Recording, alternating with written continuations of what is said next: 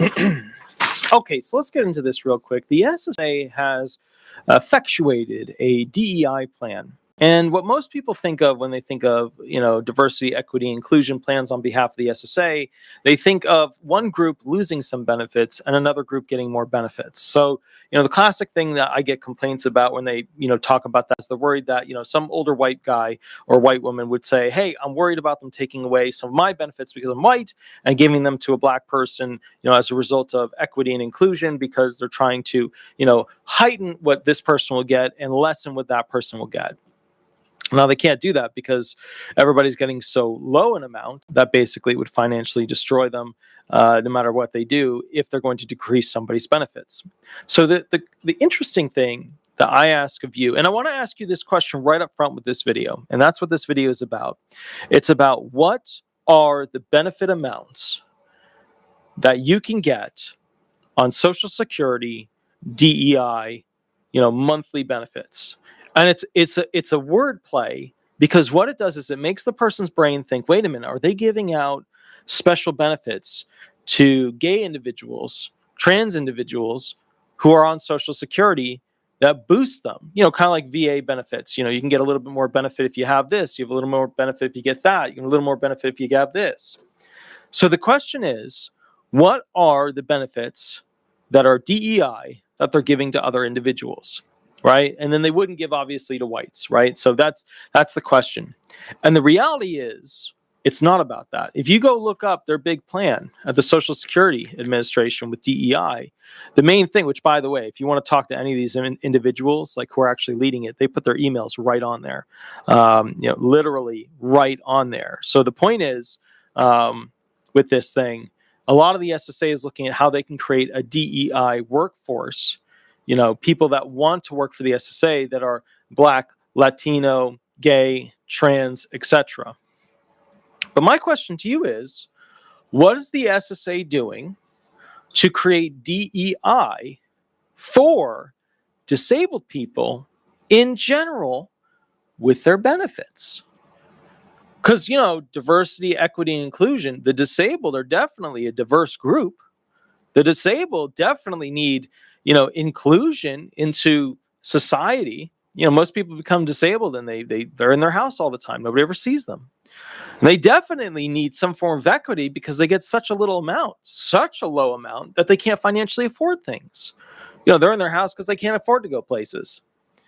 Being disabled is literally like the task of figuring out how to not spend money and also get things done. That's like literally what every disabled person has had that thought today.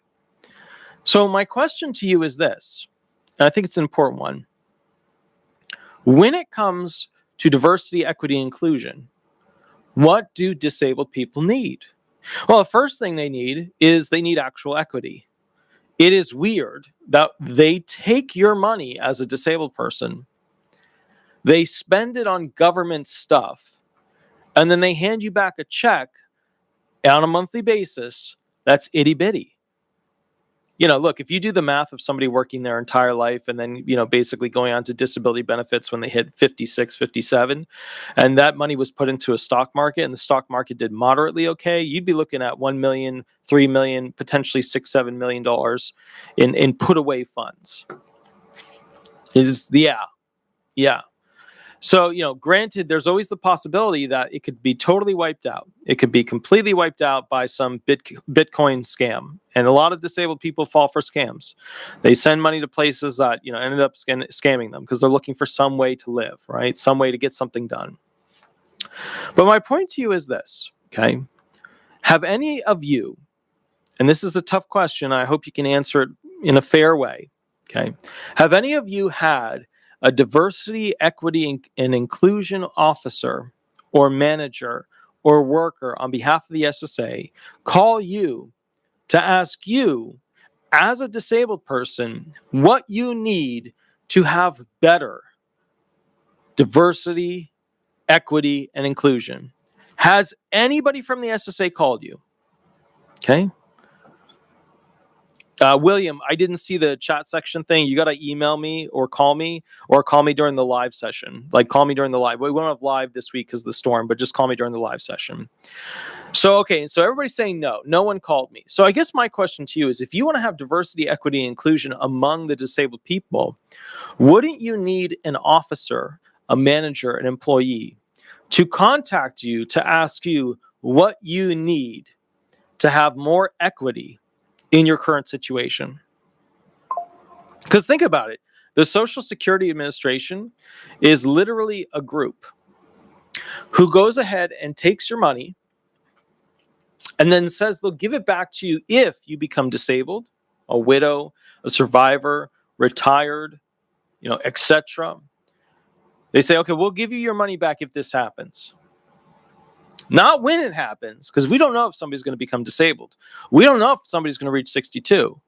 It's if it happens.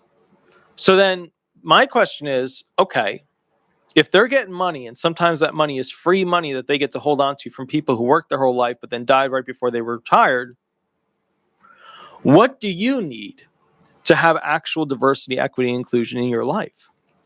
And I think the reality is that it comes down to just more money, right? If you have more money, you're going to have nicer clothing, nicer food. You're going to be able to go do things, etc. So the point I want you to think about, the point I think you have to understand with this situation is that if we look through this, right? If we think about this, okay, where is the most needed for diversity, equity, inclusion? Wouldn't be Latinos, wouldn't be Black people, it would be disabled people, because that group is forced to have the ultimate limitation with participating in the experiment known as capitalism in America. Right? I mean, that's how it works. That's how it works. There's this article done. It was by tobelikeme.org. I thought it was really well done. I want to read it to you because I think it's going to get your brain starting to turn on this idea that we're thinking about here. Where does disability fit in the diversity, equity, and inclusion movement? Okay. Disability does not discriminate. There's no race, ethnicity, gender, sexuality, or culture that does not have members with disabilities. But often disability is excluded from conversations about diversity. Very true. You ever just sit there and think about that? The last time you heard CNN, you're not going to hear it on Fox News, but like MSNBC talk about DEI, have you ever heard them bring up disabled people? I have not. I haven't.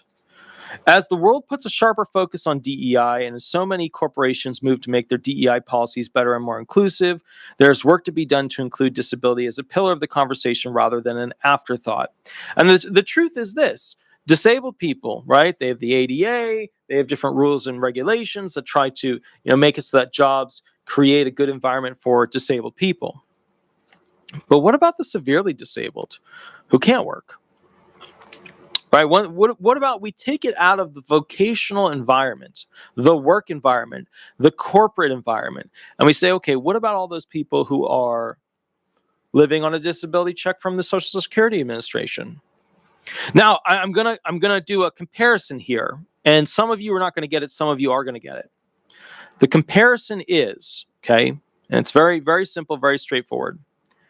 With the VA has tons of programs for people who are disabled to tap into working on a farm, to tap into completing this thing, or having a little job, or having some training session, or having some education platform, or learning some new skill. The VA has tons of things that help their disabled try and become somebody else, something else, achieve something, learn something, be someone else. They got tons of stuff, but not the Social Security Administration.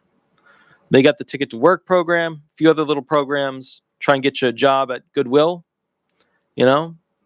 So my question to you is, how could the SSA help you as a disabled person who is diverse, seeking equity, and needing inclusion? Let me keep reading. The DEI movement primarily focuses on highlighting racial and cultural respect and recognition. That's mostly because of politics, right? The Democrats go ahead and get, people who fall into, the race category, the religion category, the LGBTQ, sexual orientation category. They get them riled up because they want the vote, right? And they get we can potentially have this, and then they get the vote, right? That's what you're seeing. Because on the Republican side, they're just, a lot of those people are like, what the hell? Just go get a job. Just go work. Just go work. Now, on the other side, the Democrats have a point. Some of these jobs don't want to hire certain people. Some employers don't want to hire blacks. Some employers don't want to hire Hispanics. Absolutely. Absolutely. Then, the Republicans don't have a good answer to that. They just don't. So, there's a need for this as well. There's a need to have this kind of like questioning and how do we do this better sort of situation. But going back to the article real quick, the DEI movement primarily focuses on highlighting racial and cultural respect and recognition. What many do not realize is that people with disabilities are also a minority community that have been oppressed and discriminated against for as long as many other minority populations. In fact, we only just received equal rights in 1990 with the passing of the American with Disabilities Act, July 26, 1990. The names of many human rights activists are well known, but fewer have been heard, such as the names of Judith Heumann, or I think it's Hyman, or Lex Frieden.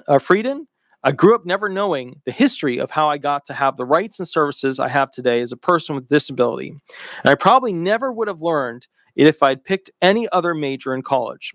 In grade school, we learned the history, of equal rights movements, but the section on disability is rarely addressed in full, if at all. We are never taught about the deinstitutionalization movement or the people who crawled out of their wheelchairs and up the stairs of the Capitol, or those who laid in the streets to protest the inaccessibility of public transportation. He's right. Dude's right. Wow. Secret Squirrel. Massive donation. Wow. Thank you. Walter, I think this is the one place where I am more cynical than you, knowing the history of the program and the state of the government in which it was started. It's just population control, the homeless population. Secret Squirrel makes a good point. Also, thank you for the donation. Let me think about that for a moment. Let me read it again. Hold on. Walter, I think this is one place where I'm more cynical than you.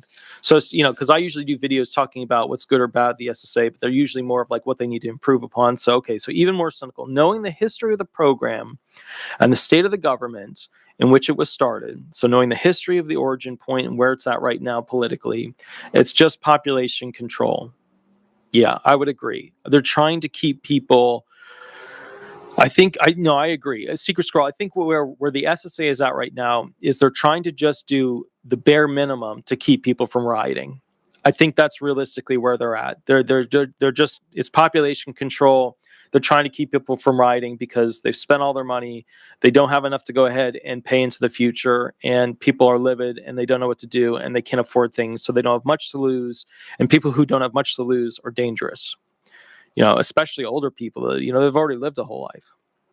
The homeless population usually has an attachment of drugs and abuse things tied to them.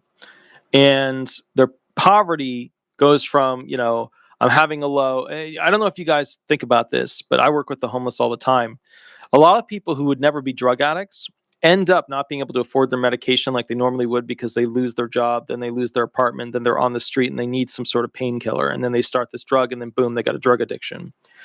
So I think what's happening is we're seeing a social net that isn't really catching the people that it's supposed to catch. I mean, it's catching a lot of people, but it's not catching people who end up truly homeless. And then the drug dealers and, things like that, they get their nails into them. And then they really mess up their life. I don't know if you guys know this, but the amount of kids born to women that no longer have custody of those children as a result of having a loving family and then somewhere in the equation getting stuck on drugs. They'll have a boyfriend that gets them onto drugs. And then the drug dealer will get them pregnant. And then, they'll try to take care of the kid, but the drug problem is so bad that they'll lose the kid. The kid goes with the grandparents, and then the drug dealer just basically comes in and out of the life of that woman for, 20 to 30 years until she finally gives up or passes away or finds a new way. That happens all the time. And it's something we don't really address. Like kids born from drug dealers, it's something that we never talk about. I think if there was a bit more DEI helping these people out and not, letting the drug dealers have more. Do you ever think about this is, oh, I'm going to get in trouble with this one. I can feel it. But do you ever think about why drug dealers have so much power over people? Mostly women. It is because they financially appear to be wealthy. They're not. They're all poor. There are no rich drug dealers at that bottom floor level that distribute drugs. They're poor. All of them are poor. They have a car that they can barely afford to pay for. When they get pulled over, usually their life ends. It takes them years to get out of prison unless they're in a state which just swaps them in and swaps them out, and then they go deal more drugs. So the reality is that we don't have a good structured system for people who are falling into that situation. And so you get these women, they have some guy, the guy is a dealer, the dealer gets them pregnant again, gets them pregnant again. The lady loses the control of the kids. If the grandparents are still alive, the grandparents usually take over them. And then that daughter of theirs ends up running back and forth with the dealer until they've been in jail so many times that they get stuck in jail for a long time. Then they come out, they try a new life, rinse and repeat, end up with a different dealer. It just goes over and over. Some of them find religion, which is amazing. Some of them don't. Some of them get out in other ways, programs where they're literally, their rich parents pay for them to just sit in them. And then the rich parents, they'll blow $200,000, $400,000, $600,000 on keeping their kid in some program where they think they're doing good. And then the moment the kid gets out, then it's the lottery. Will you win the lottery where that mega investment where you just spent $300,000 on that kid to stay in that program for 2.5 years? Will that kid then become a useful part of society to afford their own existence? Or are they so messed up with PTSD, anxiety, depression, STDs, all kinds of stuff? Are they so messed up that there's no way that they could work a regular job? It is interesting when I see states, I'm not trying to make fun of California here, but it is interesting when I see states that promote these lower jail time for drug dealers. Now, California is starting to sweep around and fix itself up. I don't know, you guys, I don't know if you noticed, but for a while there, California was extremely lenient on these individuals. And the ripple effect, God, and that's the thing is we don't even talk about this stuff in society, which I'm going to say something that's going to get me in trouble. I think because, mostly white people in America are like what news is made for, and white people don't talk about drug users and drug abusers. They just don't. Like, it's like, we don't talk about that. If you had mostly like black news stations, right, they would be all over that. They'd be talking about it left and right. They'd bring up the dealer's name. They'd say what he did wrong. They'd go after him. It would be totally different. But because we have like mostly white based news stations, they don't want to talk about it. It's like you wouldn't bring it up on the golf course. You wouldn't bring it up at the news station. So, it's just one of those. It's one of those situations. And the interesting thing about it, is that at the end of the day, we can fix each one of these problems. We can actually, get rid of real drugs on the streets. We can do all that. We can fix our border, right? I mean, obviously that's not going on right now, but we can fix our border not only in the sky, the giant tunnels, and I was talking with somebody the other day, and I was like, yeah, the giant tunnels. He's like, well, that's a conspiracy theory. I was like, it's not a conspiracy theory. There's all kinds of articles where they have tunnels going from Mexico to California. They have all these ventilation systems built into them. It's a whole, because I don't know if you guys don't realize this, when you have really, really long tunnels, you have to actually force air through them. You know what I mean? But anyway, point is, he was like, that's not true. Da, da, da, da, da. And sometimes I have to remember too, that some people don't have an understanding of what's going on. So like when you tell them about, narco subs, or, basically, special helicopter drones that carry the drugs and bring them over, or super mega tunnels that are miles and miles long. And people hear about that. They're like, to them, that's like James Bond stuff, that it just doesn't exist. It's not going to happen. No way.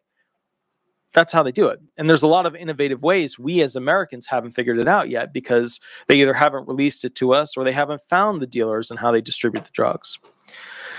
So the point that I'm getting at with this is that the disabled, who are a population who is more likely to seek out cheaper, more aggressive, more effective drugs, right? The stuff sold on the street. My point with this video is the disabled are a minority. And the SSA is not reaching out to the disabled to see what would make a better situation for them. And I think that's crucial. Let me keep reading this real quick, just so you know. So how is the public supposed to build empathy, compassion, and understanding for the 25% of their population that has disabilities when they are never taught about them? As we celebrate the 31st anniversary of the ADA this week, it is imperative that the disability awareness and education has a larger presence in the DEI movement at the corporate level, the community level, and within the education conversation. There's nothing but diversity among the disability community, and making disability a cornerstone of DEI conversations is imperative to ensuring these conversations are more meaningful, educational, and celebratory. And disability easily fits into the DEI movement with, well, inclusion. Here's how. Be open to conversations about disability and listen to what the community has to say. When presenting about DEI, be sure to include the disability community just as you would any other cultural minority, because we are one. Be an ally by recognizing and speaking up when disability is not a part of the diversity communication. People don't know what they don't know, so help educate others on the importance of recognizing the disability communication and DEI efforts. There's so much fear around the unknown, and that's when discrimination creeps in. We have to make the unknown known so that the real change can begin through the true understanding and collaboration. A well done article. A well done article. The point is this: we have to start to demand from the government how they're going to treat disabled people as equivalent people in the American dream. Now, they don't want to pay disabled people more because they don't want to have to use that money that comes in to fund them. Some of you will say, well, that's not true. They want to fund the SSA more and they want to raise benefits and this and that and da-da-da. If that were true, and I always love, that's my favorite saying, if that were true, then they would set aside investments where they took money from the general taxes, they set it aside and put it into new investments to get big returns that would be then put towards increased benefits. So if that were true, if they actually wanted to give disabled people a better standing, more inclusion, more equity, more standing with the working population, they would have invested in you instead of requiring you to invest in yourself and then getting the math wrong and telling you that the trust funds are going to run out. That's my point with this thing. All right. I will catch you all at the next video. I hope this video kind of stretched your mind, kind of got it rolling in a new direction. Yes, Mayor, I am in Florida. Yes, I'm right on the line where the eye of the storm is going to go over. I am on the Cocoa Beach side, the Cocoa side. So it's only supposed to be a Category 1 towards me. But around 3 p.m. today, it will be a shit show in my area. Things will be blown all over the place. Anything that's on the ground that could be picked up and thrown into windows is a potential. I've put down tons of 4x4 posts on my roof. I've zip tied them all together and things like that. I put tarps on my roof. So I think I should be okay. But again, we do have a house, the one I'm in, that has a whisper room. And so long as it's not flash flooding, I should be okay with that whisper room. It's got to go up about 6-7 feet before it would actually be an issue for the whisper room. But the whisper room is a sound booth that's been bolted together. So the point is, if we run into a problem, myself and the 2 doggies will go into that. And if we run into an even bigger problem than that, then we'll go into the Marinette boat that's in the front. It's a project boat that I have that I just never get time to work on, but it has a cabin and it's another 3 feet off the ground because of the trailer that it's on. So if I run it, if my house completely floods, then I'll be in the Marinette. So anyways, I will catch you guys later. Have a wonderful, wonderful day. The next video that we're going to be doing is specifically, here, I'll bring it up real quick and I'll give you the link. 1 second, Rue. Hold on. Let me pull this up real quick. So the next video that I'm going to be doing is... Hold on, let me pull this thing up real quick. Also, please remember to like and subscribe. Also, please head to Google, type in Disability Resolution Law Firm or Disability Resolution Florida, leave some reviews. And then also we go live normally on Monday and Thursdays. But the reality is this, the storm is screwing everything up. And then also, if you want to do a private hour, there's a little mini 250 contract below. The next one we're going to be doing is eligibility for LSDP Social Security benefits. Are you eligible? I'm going to explain what they are and then give you kind of of a walkthrough as to what's happening with them. All right. It's a benefit, just like SSDI benefits or SSI benefits in basically Social Security Administration. Most people don't know they exist. And I just, you'll now know. So I'll catch you soon at the next video. I'm going to put the link for it in the chat. We'll go from there. Thank you so much. All right. Bye-bye, everybody. Bye-bye.